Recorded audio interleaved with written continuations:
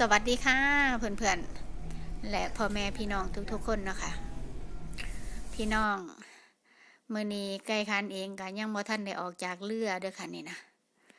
ไก่คันยังอยู่บนเรืออยู่เด้อค่ะเนี่ยเป็นเรือท่องเที่ยวเนาะค่ะ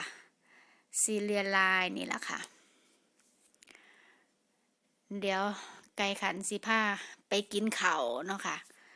เดี๋ยวไปเบิ่งห้องอาหารในเรือเนาะว่ามันเป็นจังได แต่ก็ให้เบิ่งโซนนี้ก่อนเนาะค่ะเนี่ยนะที่แลนขึ้นแลนลงนะเป็นลิฟต์เด้อค่ะลิฟต์ที่ใส่ในเรือเนาะ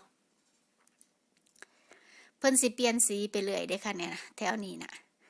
กลางคืนน่ะสิงามค่ะเดี๋ยวสิพามาเบิ่งแต่ว่าตอนนี้เฮาไปหากินข้าวกันก่อนเนาะไปเลยค่ะเฮานี่ค่ะแฮปปี้ล็อบสเตอร์เนาะค่ะเป็นร้านอาหารในเรือเด้อค่ะเดี๋ยวเฮาสิย่างเข้าไปข้างในเนาะ นี่ค่ะข้างในเพิ่นกระสิตกแต่งร้านด้วยโคมไฟนะคะเนี่ยนะห้องอาหารในเรือเด้อค่ะมาหอดแล้วก็สั่งแล้วก็นั่งถาเนาะนี่ค่ะไก่คันเองเด้อค่ะนั่งถาอาหารค่ะ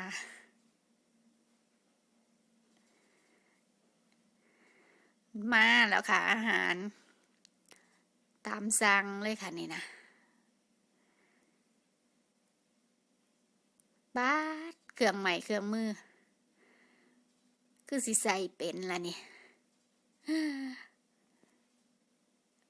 อุ๊ย พนักงานในเรือเพิ่นก็อยากถ่ายรูปนำเนาะค่ะนิดนึงค่ะนิดนึงมาบอกข่อยก้อนใส่จังใดละแบบนี้นี่เป็นอุปกรณ์ด้วยค่ะนี่นะอุปกรณ์แกะกุ้งแกะปูนี่ค่ะเนี่ย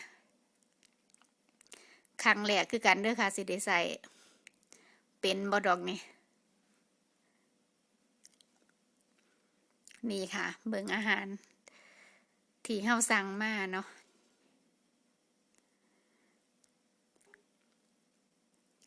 มีกุ้งมีหอยมีปู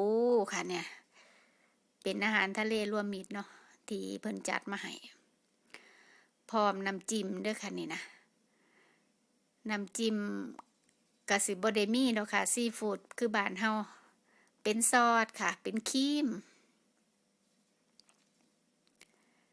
นี่ก็เป็นกุ้งเป็นหอยเนาะตบท้ายด้วยขนมหวานนะคะพวกไอศครีมแล้วก็สิมีแบบอาหารตามสั่งด้วยค่ะแล้วแต่เฮาสิสั่งกินเนาะมันก็สิมีหลายแบบนะคะนี่เนาะก็แล้วแต่สิสั่งเด้อค่ะหลังจากกินอาหารแล้วเดี๋ยวไก่ขันสิพาไปเบิ่งห้องนอนในเรือเนาะค่ะว่ามันเป็นแบบใดไปเลยค่ะเฮาไปทางลิฟต์เนาะที่เห็นเป็นหน้าต่างอยู่น่ะก็คือห้องนอนเด้อค่ะแต่ว่าห้องนอนมันก็สิมีแบบหันหน้าไปทางทะเลแล้วก็หันหน้าต่างมาทางนี้นะก็แล้วแต่เฮาสิจองเนาะนี่ค่ะนั่งลิฟต์อยู่เนาะเดี๋ยวพาไปค่ะไปห้องนอนไกลคันอยู่สัน8ด้วยค่ะมาแล้วค่ะ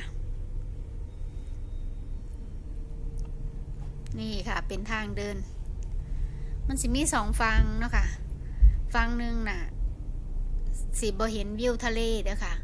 แต่อีกฝั่งหนึ่งน่ะสิเห็นวิวทะเลมันก็แล้วแต่เฮาสิจองเนาะถ้าเห็นวิวทะเลนี่ก็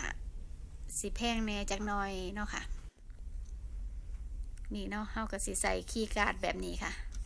แง่เข้าไปเลยเปิดประตูใดค่ะนี่เนาะค่ะพอแต่เปิดประตูเข้ามาแล้วลักษณะห้องนอนก็สิเป็นแบบนี้เนาะค่ะห้องนอนนี่นอนได้4 คนเด้อค่ะมีอยู่4 เตียงเนาะเป็นห้องน้อยๆค่ะห้องบ่ใหญ่แต่ก็ พอนอนนะเนาะเนี่ยห้องนอนนะเขาจัดได้หลายแบบเด้อค่ะเขาสามารถแยกเตียงก็ได้แล้วก็มู่เตียงเขาหากันให้เป็นเตียงเดียวก็ได้ค่ะก็แล้วแต่เขาสิจัดเนาะแต่ว่าลักษณะห้องนี้นะคือนอนได้4 คนค่ะเบิงวิวข้างหน้าต่างเนาะค่ะเพื่อนๆ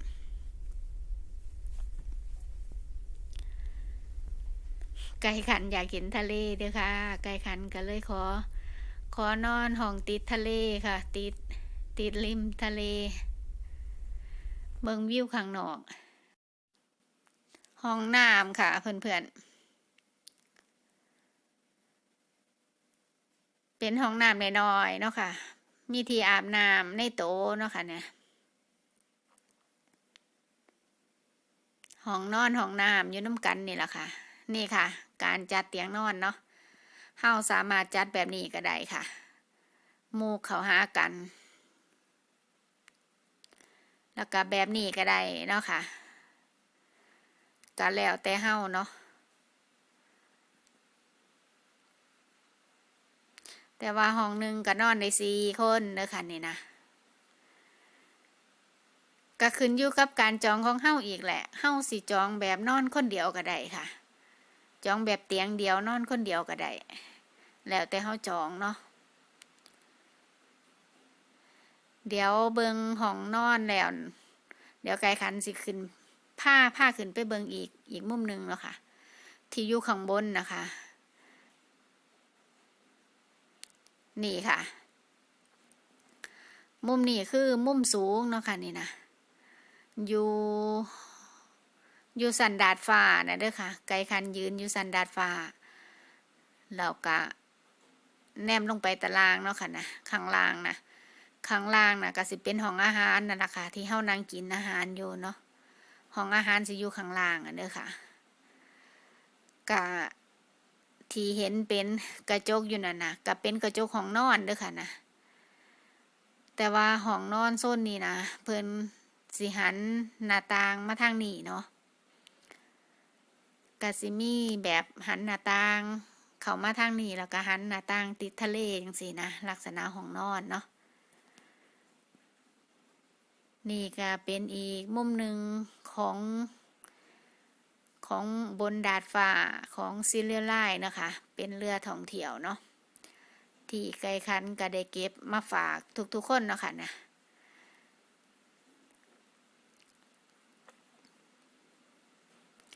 ก็สวยงามไปอีกแบบนะคะเพื่อนๆ